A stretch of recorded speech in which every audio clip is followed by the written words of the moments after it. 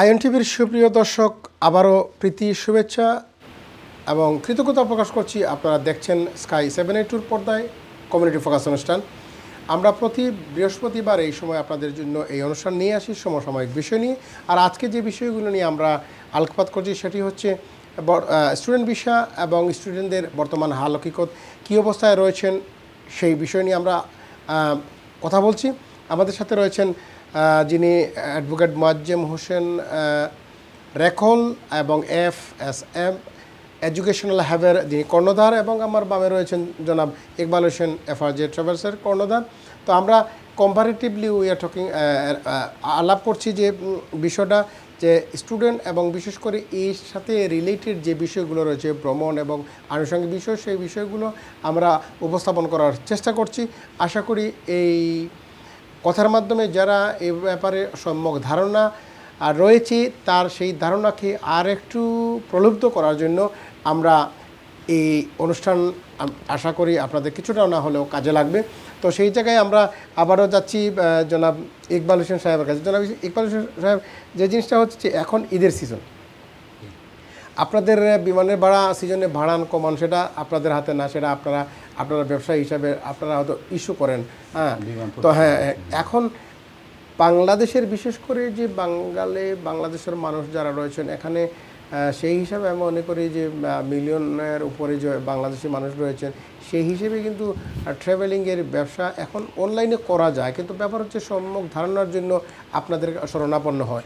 সেইখানে কি আপনারা কি কোনো সময় ভাড়া বাড়িয়ে করেন কিনা, অথবা মানুষকে আপনারা কিভাবে সহযোগিতা করেন এই ক্ষেত্রে? মনে করেন আমি হয়তো করতে পারতেছি না, ট্রাভেলসে আমরা গেলাম, অথবা টাকা পাঠানোর জন্য এই যে আপনারা বিভিন্ন ধরনের করেন, তো এখন টাকার যে ভ্যালুয়েশন সেই দিকে কী অবস্থান রয়েছে সেই কম্পারেটিভ একটু কথা বলবেন কিনা, যে আমরা যারা সাধারণ মানুষ রয়েছি সেই বিষয়টা আমরা জানতে পারবো। ধন্যবাদ মুরাদ ভাই। আপনি দুটো প্রশ্ন করেছেন। একটা বলছেন যে টিকিটের কথা, আবার প্রশ্ন করছেন। টিকিটটা তো আমি আগেই বলছি আপনাকে যে আমাদের হাতে কিছু না, ওটা হচ্ছে পরিস্থিতির উপরে, মানে যে সময় যে পরিস্থিতি আছে সেরকমই ফেয়ারটা হয়। হ্যাঁ, আর টাকা তো বর্তমানে টাকার রেটটা আপ আছে হিসাবে মানুষ দিচ্ছে। এখন তো ঈদের সিজন সবাই কুরবানি দিবে বা নিজের আত্মীয় স্বজন আছে, সেই হিসাবে ফ্লাড আছে, কেউ সাহায্য করতেছে। ওটা মোটামুটি এখন ভালোই একটা হচ্ছে, ঈদের সিজন হিসাবে ভালোই একটা অবস্থান রয়েছে, যাচ্ছে, টাকা যাচ্ছে, প্রচুর টাকা যাচ্ছে। হ্যাঁ, আর ক্ষেত্রে আমি আরেকটা জিনিস বলছিলাম, এই আমার বড় ভাই আমাকে একটু বলছিল যে আমাদের ওটা আমি নর্মালি একজন সাধারণ মানুষ হিসেবে বলতে চাচ্ছি আপনাকে, যে যদি অন্য এয়ারলাইন্সগুলো আমাদের সিলেট এয়ারপোর্টে দেওয়া হতো, আমি আমাদের মাননীয় সরকারের ক্ষেত্রে চাচ্ছি একজন সাধারণ মানুষ হিসেবে, ব্যবসায়ী হিসেবে। মানে আপনি বলতে চাচ্ছেন যে সাধারণত সিলেট এয়ারপোর্টে ইন্টারন্যাশনাল এয়ারপোর্ট, কিন্তু শুধুমাত্র বাংলাদেশ বিমানটা যায়, আর কেউ অন্যান্য এয়ারলাইন্স মনে করেন ব্রিটিশ এয়ারওয়েজ তো বন্ধই হয়ে গেল এখন। হ্যাঁ, অন্য এয়ারলাইন্সকে যদি সুযোগ দেওয়া হয় সিলেটে ডাইরেক্ট নামার জন্য, তাহলে আমাদের সৌদিয়া, কাতার, আমিরাত, অন্যান্য আছে না, অনেক এয়ারলাইন্সই আছে। মনে করেন এক এয়ারলাইন্সকে দিতে হবে এমন কথা, যে কোনো এয়ারলাইন্সকে দেওয়া হোক, সেখানে আমাদের বিমানের ফেয়ারটাও কমে যাবে, মানুষের যে ধারণাগুলো চেঞ্জ হয়ে যাবে। তা আপনি বলতে চাচ্ছেন কিন্তু ভাড়া যদি কমে যায় সেখানে বিমান সেখানে লোকসানে যাবে না, বিমান লোকসান হবে না, তখন তো চাহিদা তো মানে চয়েস করবে বিমানকেই, কারণ বিমানে তো অন্য চাহিদা আছে। এক্স্যাক্টলি, সেই জায়গায় হচ্ছে যে তারপরে যদি কম্পারেটিভলি একটু কম পয়সা দেখে তাহলে বিমানই চলবে, কারণ প্রবাসী মানুষরা তারা সবসময় আমার দেশের, হ্যাঁ, তারপরেও এত বিমান ভাড়া বেশি, তারপরেও কি করে তারা কিন্তু দেশের টানে মাটানে বিমানে যায়, সেখানে সহ্য করেই যায়, মনে খুব থাকলেও কিন্তু সেটা প্রকাশ না করে পরে কিন্তু যায় যে আমার আগে করে বকাবকি করে এন্ড অফ দ্য ডে বিমানে চয়েস করে, ইজ আওয়ার ওন চয়েস। ধন্যবাদ আপনাকে এই সুন্দর কথা বলার জন্য। জনাব রেকল সাহেব, যেহেতু আপনি স্টুডেন্ট নিয়ে কাজ করেন, সবচেয়ে একটা বিষয় হচ্ছে যে আপনি মনে করেন যে স্টুডেন্ট বিষয়ে যারা আসবে তাদেরকে বিশেষ করে দেখা যায় এজেন্টের মাধ্যমে করে, কিন্তু অনেকেই আছে যারা নিজের থেকেই করে কিন্তু আসতে পারে। তো সেই জায়গায় যে আপনারা কী ধরনের সহযোগিতা, ইন্টারন্যাশনাল স্টুডেন্ট হোক অথবা হোম স্টুডেন্ট হোক, আপনারা কীভাবে সহযোগিতা করেন এবং সেই প্রসেসিংয়ে তাদেরকে বিভিন্নভাবে আপনারা কী ধরনের পরামর্শ দিয়ে থাকেন, এবং বিশেষ করে ফাইন্যান্সটা কিভাবে পাওয়া যায় এবং কোর্সের বিভিন্ন যে গ্রুপ রয়েছে, বিভিন্ন স্টাডির যে কোর্স রয়েছে, তো সেটাকেও একটু বলবেন, এই সুযোগ সুবিধা আশা এবং হোম স্টুডেন্ট এবং যারা ইন্টারন্যাশনাল স্টুডেন্ট রয়েছে, ফাইন্যান্স হোম স্টুডেন্টের জন্য সমস্ত বিষয়কে একটু তুলে ধরবেন কিনা আমাদের জন্য। ধন্যবাদ মোর সাহেব। বেসিক্যালি হোম স্টুডেন্ট যারা আছে, অনেকে যখন আপনি স্টাডি থেকে গ্যাপ হয়ে যায়, অনেক দিন আপনি স্টাডিতে নাই, এজ এ ইউনিভার্সিটি রিপ্রেজেন্টেটিভ হিসাবে আমরা ওনারা আমাদের কাছে আসে। যেমন আপনি যদি নিজে থেকে আপনি অ্যাপ্লিকেশন করার সুযোগ আছে, কিন্তু এখানে যে ফাইল প্রসেসিং থেকে লাগাইয়া ফাইলের যে রিকোয়ারমেন্টসগুলো আছে, অনেক সময় কাজের ব্যস্ততায় হোক অথবা নিজে করতে অনেক ডিফিকাল্টিস ফিল যখন করে, তখন স্টুডেন্টরা আমাদের কাছে আসে, যেহেতু আমরা কোনো চার্জ করি না, ফ্রি অফ চার্জ।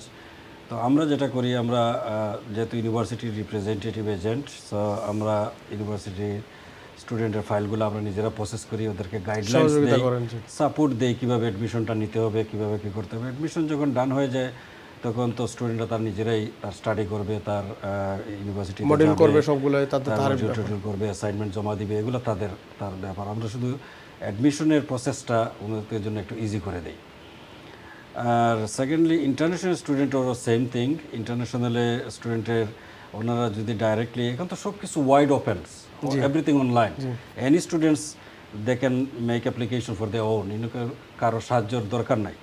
কিন্তু অনেক সময় আছে এখানে যে প্রসেসিং সিস্টেমটা, অনেক সময় স্টুডেন্টরা কনফিউজ হয়ে যায়। না, আপনি মনে করেন আপনার এক্সপিরিয়েন্স হিসাবে একটা জিনিস আপনাকে বলি মাঝখানে এসে, একটা এক্সাম্পল হিসেবে, যে মনে করেন আপনি যদি আপনার ভিসা বা অথবা ভিসার ডেট চলে গেছে, ILR এর ডেট চলে গেছে, পাসপোর্টের ডেট চলে গেছে, অনেক সময় তো আমরা অবশ্যই সহযোগিতা নেই, কারণ আমরা তো রেগুলার এটা প্রসেস করি না হঠাৎ করে। তো সেই ক্ষেত্রে কিন্তু আপনারা সহযোগিতা করেন।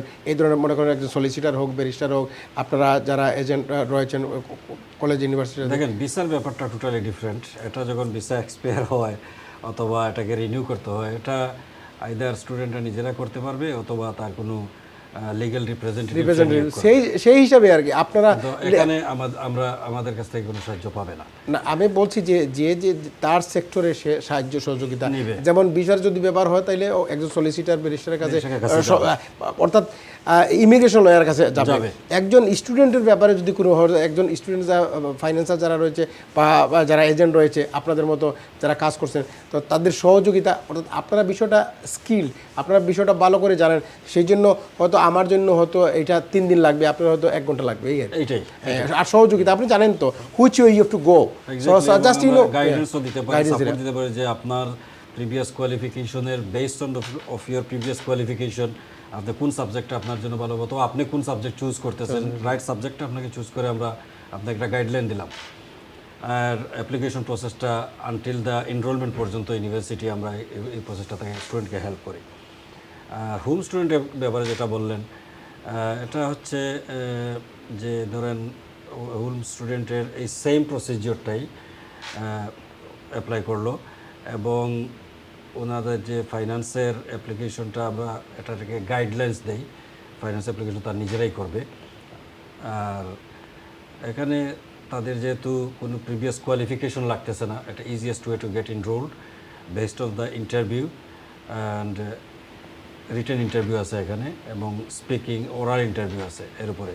এবং স্টুডেন্টের যে কোনো লোকেশন থেকে ভর্তি হতে পারবে, এখানে শুধু লন্ডন বেস না, এটা across the UK, Manchester, Leeds, Birmingham, Northampton, সব জায়গায় আছে। এবং হিউজ চয়েস আছে স্টুডেন্টরা কোন কোন সাবজেক্টে তাদের প্রিফারেবল সাবজেক্ট তারা চুজ করতে পারবে।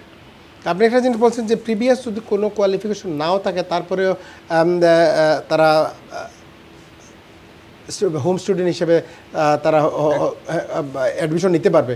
তো সেই ক্ষেত্রে তাদের এখানে যদি কোনো মানে স্টাডিতে কোনো ডিফিকাল্টি অ্যারাইজ করে, কারণ আন্ডারস্ট্যান্ডিংয়ের ব্যাপার রয়েছে, তো সেই জায়গায় কোনো ধরনের সহযোগিতা কলেজ থেকে করা হয়, শিক্ষক থেকে, না আপনারা সহযোগিতা করেন? এই ধরনের স্টুডেন্ট যারা যেমন অ্যাসাইনমেন্ট, মডিউলস, আদার থিংস করার জন্য বেশিরভাগ স্টুডেন্ট যারা ভর্তি হয় এরা ফাউন্ডেশন ইয়ারে ভর্তি হয়। আচ্ছা আচ্ছা, ফাউন্ডেশন ইয়ার টু, এটা হলো একটা foundation year to make prepared for the graduation, go further education.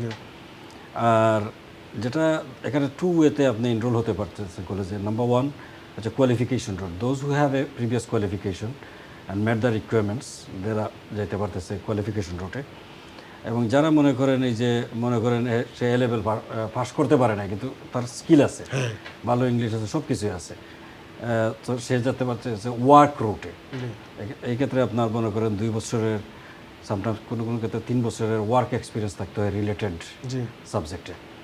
এবং তারপরে তো তারা ইন্টারভিউ নিবে, রিটেন ইন্টারভিউ নিবে, স্পিকিং ইন্টারভিউ নিবে। Some university the light their own English টেস্টও নেয় বেসড অন ইউনিভার্সিটি রিকোয়ারমেন্টস। সে ওই রুটে ভর্তি হতে পারতেছে। তারপরে যখন ফাউন্ডেশনের তো তাকে প্রিপেয়ার করবে যে কীভাবে যেতে পারবে, তার স্কিলটা ওটা বলা পড়বে, নেক্সট স্টেপের জন্য honours first year, second year, third year সে কমপ্লিট করতে পারবে। ধন্যবাদ আপনাকে জনাব ইকবাল সাহেব। আমরা অনেক বিষয় নিয়ে আমরা হয়তো আলোকপাত করছি। একটা বিষয় হচ্ছে যে যারা বিশেষ করে স্টুডেন্ট হিসেবে আসছে, হ্যাঁ আপনারা তো অনেক, আমরা বলতে পারবো না যে আমাদের অনেক আত্মীয় স্বজন কিন্তু স্টুডেন্ট হিসেবে এসেছে, আমাদের না এলাকারও এসেছে, না গ্রামের এসেছে, না পাড়াবর্তী বেশি এসেছে, না নেক্সট ডোরের এসেছে। কেয়ার ভিসা বলেন, স্টুডেন্ট ভিসা বলেন, বিভিন্ন ধরনের ওয়ার্ক পারমিটে বিভিন্নভাবে আসছে। এই যে মানুষগুলো অনেকেই কিন্তু বিভিন্ন কারণে সাফার করতেছে। সেই ক্ষেত্রে কী ধরনের সহযোগিতা, বিশেষ করে আমরা যারা রয়েছি এইসব মানুষদের সহযোগিতা, আপনারা যারা স্টাবলি ব্যবসা রয়েছেন কমিউনিটি মানুষের, তারা কিভাবে তাদেরকে সহযোগিতা বা তারা কোথায় যাওয়ার জন্য আপনি একটা পরামর্শ দেন বলে মনে করেন আমি একটা অসুবিধার মাঝে রয়েছি, তো সেই ক্ষেত্রে তাদেরকে কিভাবে একটা নির্দেশনা দেবেন যে এই মানুষের কাছে যান, গেলে হয়তো একটা সহযোগিতা পাবেন বা আমাদের কমিউনিটি একজন মানুষের কাছে, তো আপনারা সেই বিষয়টাকে কীভাবে দেখছেন? সেই বিষয়টা হচ্ছে যারা স্টুডেন্ট, যারা তো জেনুইন আছে, ওদের তো মনে করেন 20 আওয়ার কামের পারমিশন আছে, ওরা করতে পারবে। আর স্টুডেন্ট যারা সিঙ্গেল আছে ওদের জন্য রেস্টুরেন্টটাই সবচেয়ে চয়েসফুল জায়গা। ওটা হচ্ছে ওরা খাওয়াটা ফ্রি পাচ্ছে, থাকাটা ফ্রি পাচ্ছে, কাজটা করতে পারতেছে, বেতন পাইতেছে। তা আমি সবার কাছে এটাই বলবো যে আপনার রেস্টুরেন্ট দিকটা পছন্দ করেন, কারণ রেস্টুরেন্টে কাজ করেন, এখানে খাওয়ারও আপনার ফ্রি হয়ে যেতেছে, হ্যাঁ আপনি এক্সট্রা কাজও করতে পারছেন, আপনার লেখাপড়া তো চলতেছে। লেখাপড়া ঠিক রাখার জন্য সবাইকে অনুরোধ করবো। এটা ঠিক আছে, এটা হলো স্টুডেন্টদের চয়েস, কিন্তু আপনার যদি কেউ অসহায়ভাবে এই ধরনের হয়তো অনেকে চাকরি পায় না বা বিভিন্ন ধরনের প্রথমে আসার পরে হঠাৎ করে এই যে একটা প্রবাসের মাটিতে অনেক মানুষ আছে, তারা ফ্যামিলি নিয়ে এসেছে কিন্তু ঘরে থাকতে পারতেছে না, খাবার পাচ্ছে না, ঠিকমতো কাজও পাচ্ছে না, বিভিন্ন অসুবিধা, অনেকেই ফিরেও চলে যাচ্ছে। তো সেক্ষেত্রে ফিরে না গিয়ে এই যে মানে আমরাও আসছি, কিন্তু প্রথমে life is not a bed of rose, এটা কুসুমাস্তীর্ণ না যে আসলে এক জায়গায় আমরা তো বাইরে থেকে দেশের থেকে মনে করি বা আমাদের জন্য অনেকে মনে করে যে আমরা মনে হয় এখানে টাকার গাছের থেকে টাকা পারতেছি আর পয়সা দিয়ে দিতেছি। আসলে এটা না, শুধুমাত্র ডিফারেন্স হলো জনাব রেকল সাহেব যে আমাদের হলো এইখানে যদি 1 পাউন্ড হয় বাংলাদেশের 150 টাকা হয়ে যায়। এই ডিফারেন্সের কারণেই কিন্তু একটু বেটার লাইফ মনে হয়, কিন্তু আসলে ব্যাপার হচ্ছে সব জায়গায় গিয়ে স্ট্রাগল করতে হয়। তো স্ট্রাগলের ক্ষেত্রে যদি এই মানুষগুলো অসহায় অবস্থার মাঝে পড়ে, ওটা আনসার্টেন সিচুয়েশনের মাঝে তারা কিন্তু রিকভার করতে পারে না, তখন আবার চলে যেতে হয়। বা অনেক সময় দেখা যায় অনেকে ক্রাইমও, কয়েকদিন আগে তো একটা স্টুডেন্ট তার ওয়াইফকে মেরে ফেলছে। তো আবার অনেক দেখা যায় যে রেকর্ড সাহেব দেখা গেছে যে স্টুডেন্টের ডিফেন্ডেন্ট নিয়ে এসেছে, অত ওয়াইফকে নিয়ে আসে না, গার্লফ্রেন্ডকে নিয়ে আসছে, সে আরেকজনের চলে গেছে। আবার বিভিন্ন ধরনের অনেক ফ্রাস্ট্রেশন থেকে অনেক সময় করতেছে। যখন আমি যা এক্সপেক্ট করলাম আমার লাইফে, যে ড্রিম আমি দেখছি বাংলাদেশে থেকে, কমপ্লিটলি যেটা যখন এখানে আসি দেখলাম যে completely different, day night difference.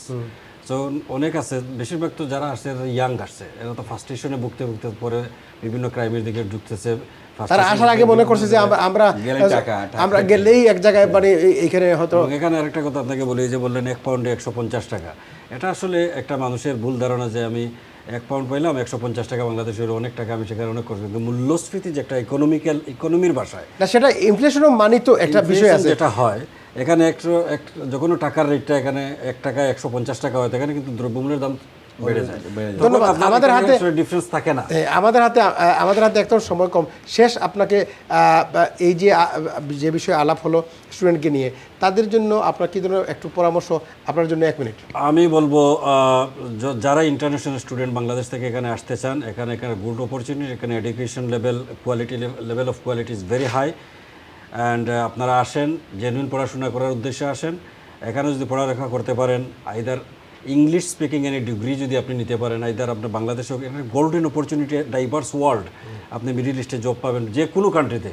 এখান থেকে ডিগ্রি নিয়ে আপনি যে কোনো, ইভেন তো বাংলাদেশেও যদি ব্যাক যান, বাংলাদেশে অনেক মাল্টিনেশনাল ফরেন কোম্পানি আছে, এখন খুব ভালো ভালো সুযোগ সুবিধা রয়েছে, এডুকেশন করে ব্যাক গেলেও সুবিধা। ধন্যবাদ আপনাকে, অনেক ধন্যবাদ জনাব ইকবাল সাহেব আজকে এখানে এসেছেন। আপনারা যেহেতু একজন ট্রাভেলস ব্যবসায়ী, তো সেই ক্ষেত্রে মানুষদেরকে সহযোগিতা করার ক্ষেত্রে আপনারা কিন্তু অ্যাবিউজ না করতে কী ধরনের মানুষকে আপনারা সহযোগিতা আশ্বাস দিতে পারেন? আপনি একটু আগে বলছিলেন যে মানুষকে হেল্প করার জন্য কিছু আমরা অলরেডি করতেছি। আমরা সব ব্যবসায়ীদেরকে অনুরোধ করব, যারা বিপদে আছে আমরা সবাই মিলে ওদেরকে হেল্প করি, সাহায্য করি, ওরা যেভাবে আগামী দিনে যে কোনো প্রবলেম না পড়তে পারে, একটা সুন্দর ভবিষ্যতের জন্য এখানে এসেছে যখন, তখন তাদেরকে সার্বিকভাবে একটা সহযোগিতা করে যার অবস্থান থেকে। ধন্যবাদ আপনাকে। সুপ্রিয় দর্শক, আমরা আজকে ছিলাম একটা প্রাসঙ্গিক বিষয় নিয়ে, যে ব্রিটেনে যারা ছাত্র এবং ছাত্রীরা তাদের হাল হকিকত নিয়ে আমরা একটু আলোকপাত করছিলাম। এখানে ছিলেন অ্যাডভোকেট মুয়াজ্জেম হোসেন রাকল সাহেব এবং ইকবাল হোসেন সাহেব এখানে ছিলেন। আমরা অনেক বিষয় আলাপ করলাম। যদি কিছু উপকার হয় কারো, তাহলে আমাদের আজকের এই আয়োজন মনে হবো সার্থকতা। আগামী সপ্তাহে আবার নতুন কোনো বিষয় নিয়ে আপনাদের সম্মুখে হাজির হবো। ততক্ষণ পর্যন্ত ভালো থাকবেন, সুস্থ থাকবেন। আল্লাহ হাফিজ।